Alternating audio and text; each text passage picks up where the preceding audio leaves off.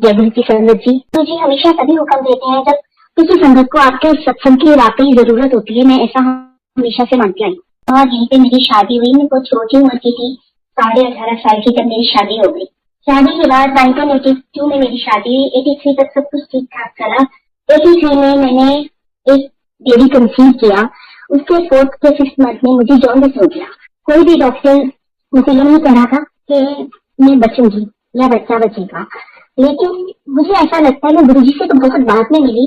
आज मैं महसूस करती हूँ कि मुझ पे गुरुजी की कृपा सदा से ही बनी रही। जैसा कि गुरुजी कहते हैं, तुम मुझे इस जन्म से जानते हो, मैं तुम्हें कई जन्मों में जानता हूँ। तो मुझे ऐसा लगता है जब हमने जन्म लिया, गुरुजी तब से हमें देख रहे हैं, पर ये उन्होंने डिसाइड किया था हम कब उनकी शरण में आएंगे या वो कब हमें अपनी क्लास में एडमिशन देंगे। तो गुरुजी ने मुझे ब्लेस किया। मेरी बेटी हुई, बहुत मुश्किलों से हुई। ऐसे ही करते करते मेरे 3 बच्चे हुए। 1991 में मैंने अपने बेटे को जन्म दिया। तब तक मेरी पोजीशन इतनी हर बारी बच्चा होने से पहले बहुत खराब हो जाती थी कि ये होता था कोई बचेगा या नहीं। पर गुरुजी ने मुझे 3 बच्चों से ब्लेस किया, जो आज सब बड़े होकर उनकी शादियां हो गई हैं। तो इस चीज के लिए भी मैं गुरुजी का कितना भी शुक्राना करूं वो बहुत कम है। गुरुजी ने मुझे बहुत अच्छा परिवार दिया, एक अंडरस्टैंडिंग हस्बैंड दिए कि जिन्होंने इतनी बीमारी के बावजूद कभी अपने माथे पे शिकन नहीं डाली। ये भी गुरुजी की कृपा थी कि उन्होंने, अगर मुझे इतने कष्ट लिखे थे तो उन्होंने ऐसा परिवार दिया जो मेरे साथ खड़ा था। मेरे पति ने हर वक्त कभी मुझे नहीं महसूस होने दिया कि मैं कितनी बीमार रहती हूँ या नहीं रहती। और जबकि हम बहुत यंग थे, फिर भी उन्होंने कभी भी मेरी तरफ ऐसे नहीं देखा। और मैं इसको गुरुजी की ही ब्लेसिंग मानती हूँ। उसके बाद कुछ ना कुछ चलता गया, पर 2007 में मुझे हेपेटाइटिस सी का पता चला कि मुझे हेपेटाइटिस सी हो गया। पता चलने के बाद धीरे धीरे मेरे को कोई भी थेरेपी ही सूट नहीं कर रही थी।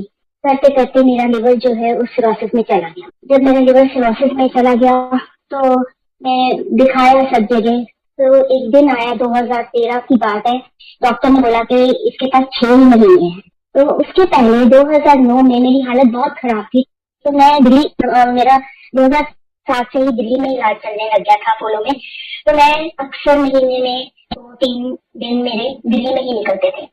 तो उस दौरान 2009 में मैं जब गई हुई थी दिल्ली, तो मेरे सन इन लॉ, जो कि इन सब चीजों में ज्यादा मानते नहीं है, बट वो मुझे कहने लगे, एक दिन मेरी हालत इतनी खराब थी कि पानी भी पीती थी तो वॉमिट हो जाती थी। तो मुझे कहने लगे, मम्मी मेरे को मेरी कजन लेके गई थी कहीं, तो आप चलो, मुझे नहीं पता वहाँ कहाँ है क्या है, लेकिन वहाँ बहुत शांति है, आप इन चीजों में बहुत मानते हो, इसलिए मैं आपको ले जाना चाहता हूँ। मैंने भी कहा ठीक है। मैंने उससे नहीं पूछा कहाँ जाना है, वहाँ कौन है क्या है।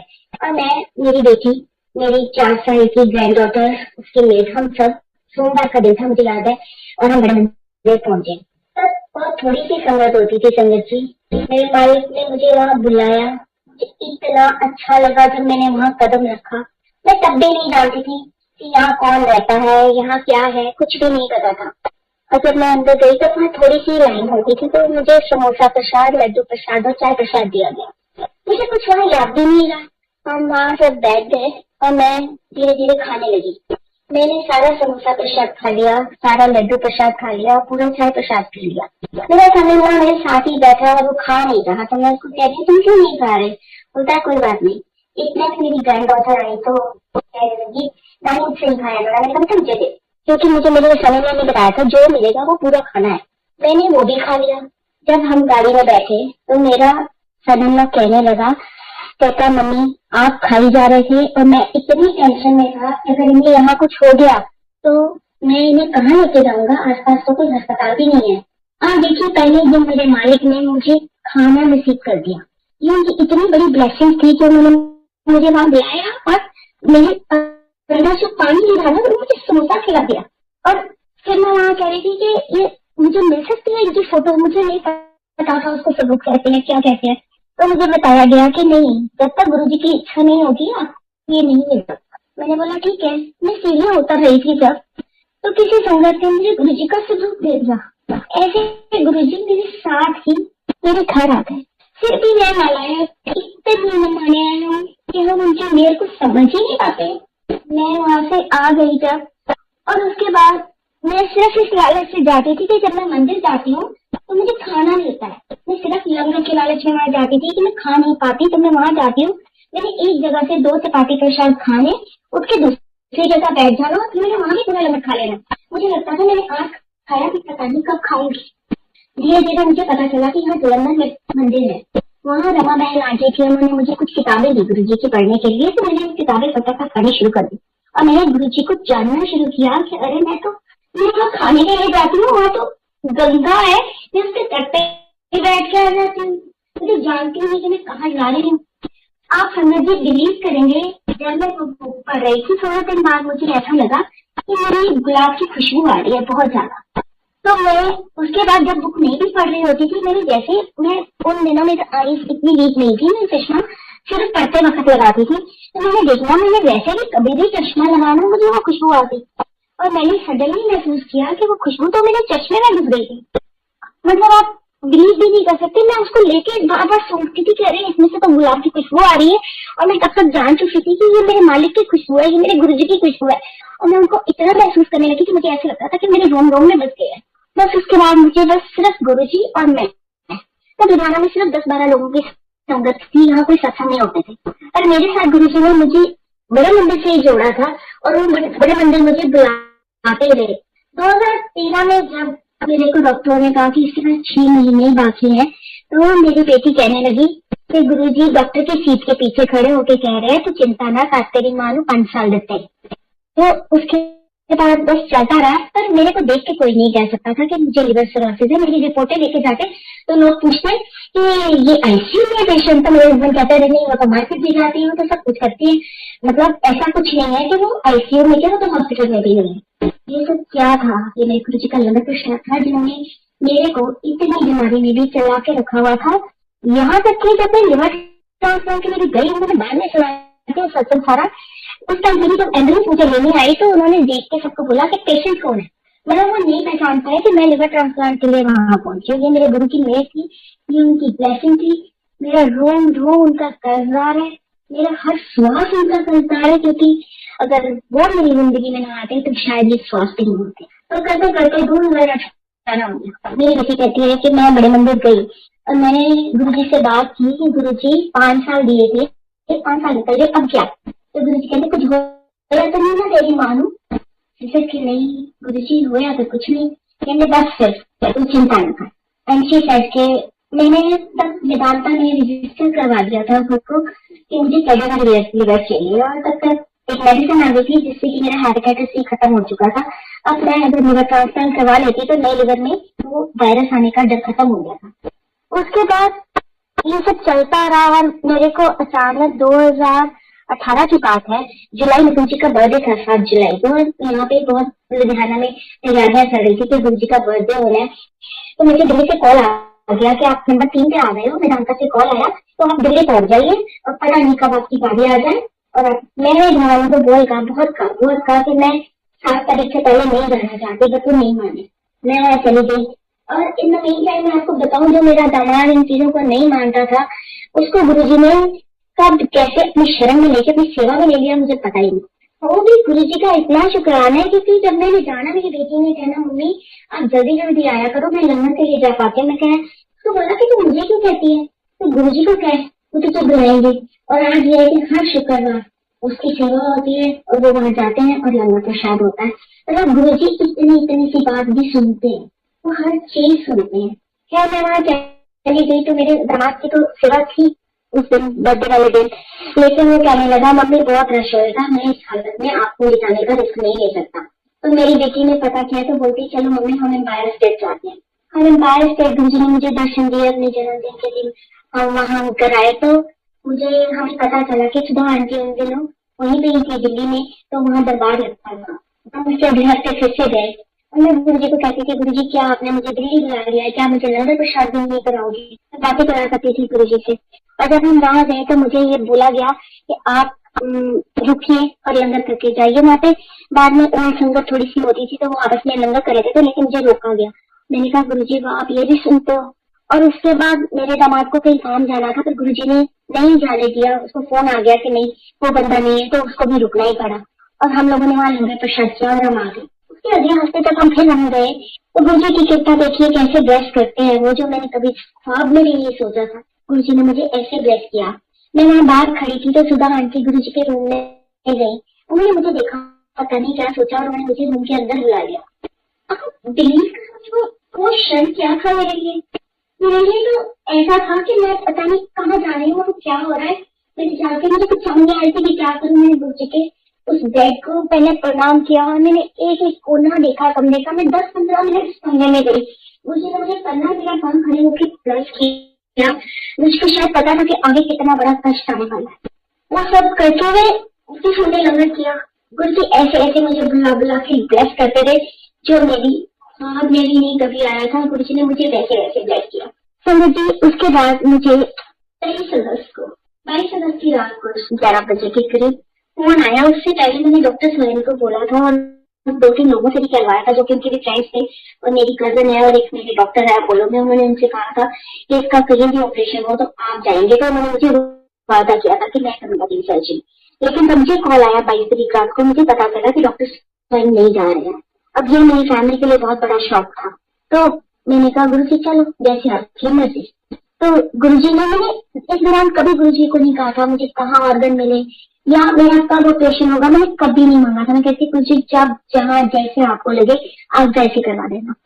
तो मेरे को जब कॉल आया उसके बाद मैंने गुरुजी से जब बात की, सुबह 5 बजे 6 बजे की मेरी फ्लाइट बुक हो गई मेरे समझ की और मेरी। मैंने यहाँ लुधियाना फोन किया, ये लोग उसी वक्त चल पड़े रास्ते में। इन लोगों ने भी अपनी सेम फ्लाइट पे टिकटें करवा ली और मुझे रात को 1:30 बजे फोन आया कि डॉक्टर स्वयं आपकी सर्जरी करने के लिए यहाँ की सर्जरी उन्होंने रद्द कर दी।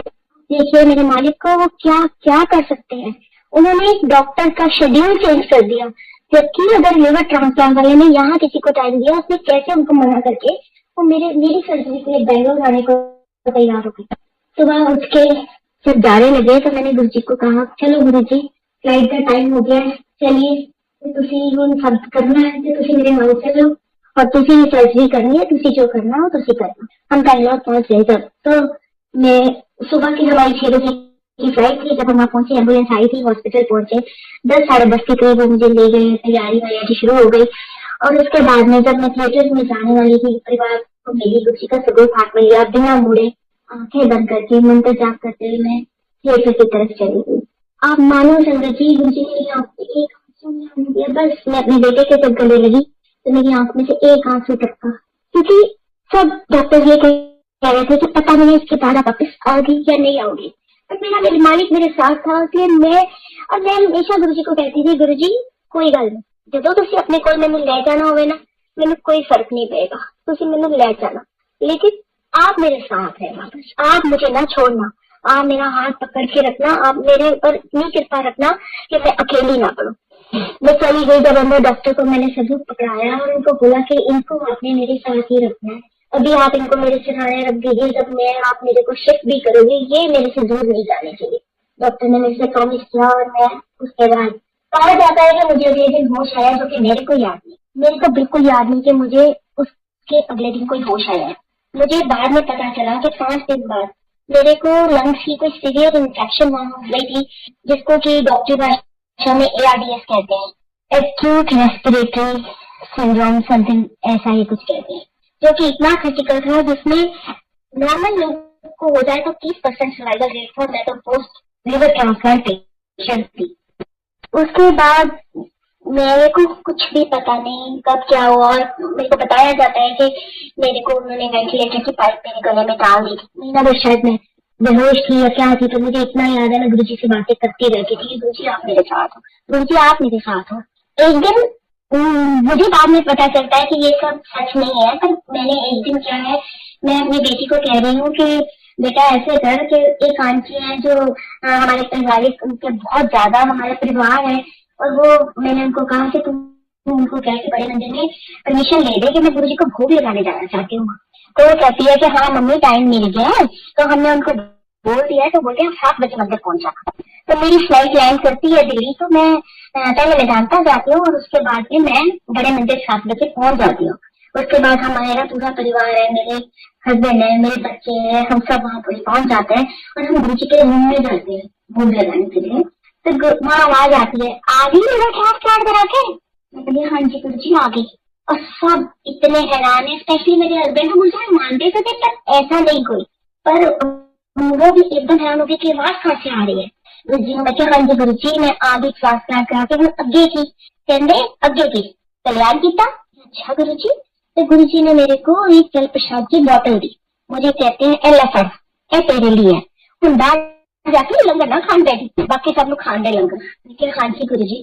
कहते तो मेरी सुन गल, जे हुण तेनों कोई पनीर पूछे ना ते तू मना नहीं करना, तू पनीर खा लेना। मुझे याद आया कि मैं ड्यूरिंग मेरे सोर्सेज मेरे से पनीर हजम ही नहीं होता था, मैं पनीर रिफ्यूज करती थी। मैंने कहा अच्छा गुरु जी मैं नहीं पनीर नहीं मना करूंगी। कहते हाँ बस तू लोग खा ले। और कुछ देर मेरे से बातें करते रहे और उसके बाद मुझे कहते हैं तू चिंता ना कर, मैं तेन इतनी उम्र देती। मैं यहाँ डिस्क्लोज नहीं करूंगी गुरु जी ने मुझे कितनी उम्र दी, पर मैं उनको मिसाल लगा के बोली मुझे तुम गलत कह रहे हो, तुम मेरे ना 2 साल बाद डाल मतलब तुम मैंने काट डाल दो, पर वैसे तो मैंने जिम्मे की मैं इतनी उम्र बन दी है तू मैंने सिखाएंगी इतनी उम्र तक तेरी हाथ में लग गए। मैं कहा नहीं गुरु जी मैं तो सिखावांगी। अच्छा चल ठीक है, पर जैसे ही तू चिंता ना कर, जब तू जाएंगी ना मैं आप तेन ले आऊँ। मैं वहां गुरु जी ठीक है गुरु जी। मैं क्या प्रॉमिस हो गया, कहने हाँ प्रॉमिस। मैं बहुत खुश थी। और उसके बाद अब देखो मेरे मालिक ने सपने में मुझे जल प्रसाद दिया। मेरे सन इन लॉ वहां पे सेवा में थे, उनके पास कोई आया और उनको कहता है ये जल प्रसाद है गुरु जी का तुम्हारी मदर इन लॉ के लिए, और वो मुझे बंगला तक भेजा गया। ये सब चीजें तो बाद में कोरिलेट हुई कि वो सब मेरा ड्रीम दर्शन था। गुरु जी ने मुझे ड्रीम में इतना सब कुछ दिखा दिया, बट मेरे हालात नहीं बदले, मैं वैसे ही थी जैसे थी, वैसे ही वेंटिलेटर लगा था, बात मैं कर नहीं सकती थी, कभी कभी ज्यादा खराब हो जाती थी, कभी कम खराब हो जाती थी। और मैं एक दिन ऐसा हुआ पता नहीं रात को क्या हुआ, मेरे वेंटिलेटर की पाइप निकल गई। पाइप निकल गई, मैं बिल्कुल एक तरह से चली गई। और मुझे याद है डॉक्टर भागता हुआ आया, जैसे स्केच करता आता है कोई, वो आया और उसने कहा चल ओवर, और मैंने भी सुना अपने कानों से। और उस समय मेरा मालिक आ गया था। आप मानोगे आधे शिव जी आधे गुरु जी त्रिशूल लिए हुए मुझे आधी आ रहे, वो टांगे चौड़ी करके ऐसे त्रिशूल जमीन टिकाते खड़े और मेरे बेड की तरफ गुस्से से देख रहे हैं। और वो मेरे को नहीं पता वो कितनी लंबी रात थी, वो कितना समय था, पर वो मेरे मालिक वहीं खड़ा रहा और वो देखता रहा ऐसे जैसे किसी को रोक के खड़ा। आज मैं समझती हूँ या बात करती हूँ तो सोचती हूँ वो माँ काय को रोक के खड़े थे, वो जो काल मुझे लेने आया था वो उसको रोक के खड़े थे। वो कहने ना मैं चाहना था काल में वापस भेज दो। और वो जब डॉक्टर को बाद में पूछा, वो बोला रात को 11 बजे ऐसा हुआ था, we had no hope and in the morning 5 o'clock मतलब रेस्क्यू जो आई वहां पे उन्होंने कोई मशीन लगाई, ऐसे था जैसे मेरे अंदर कोई फुहारा छोड़, मेरे अंदर हवा का फुहारा छूट रहा था। पता नहीं उन्होंने क्या क्या किया, बट एनी हाउ गुरु जी मुझे वापस लेके आए और उस दिन मैंने गुरु जी के दर्शन किए। तो वो साक्षात दर्शन मुझे नहीं पता कि मेरा सबकॉन्शियस था, मैं उनको कैसे देख रही थी कि मेरी सोल उनको देख रही थी। मैं सीट में जाना ही नहीं चाहती क्योंकि मुझे सिर्फ इतना पता है मेरा मालिक वहां खड़ा था और उसने उस काल को वहां से भगा के मुझे वापस लेके आया। उस दिन मैं बस गई, लेकिन सीधे सीधे वैसे ही चली थी। मैं गुरु जी से अक्सर बातें क्या करती थी कि गुरु जी तुझे मेरे नाल आए हो, तुझे मैंने क्या कल्याण किया, तो मैं आज जीवन जी हाँ, मैंने कुछ नहीं कर रहे, मैं की करा। That time my daughter got a message. गुरु जी ने कोई संगत है छुआनी आई थी, उनको गुरु जी ने मैसेज दिया कि अपनी सहेली सपना नु कह कि उसकी मां नु हजे 40 दिन पारे तो वो वही काट ले तो वो ठीक होके निकलेगी। एंड बिलीव मी और नॉट संगत जी, उसके ठीक 40 दिन बाद मेरा वेंटिलेटर उतरा। आप मान सकते हैं कि उनका बताया एक एक लफ्ज, चाहे वो सपने में था चाहे वो मैसेज में था, वो सब सच है। उन्होंने मुझे पूरे 40 दिन बाद जब वेंटिलेटर हमने कैलकुलेट किया, जिस दिन उसको मैसेज आया था 40वें दिन मेरा वेंटिलेटर उतर गया और मेरे मालिक मुझे यहाँ वापस लेके आए।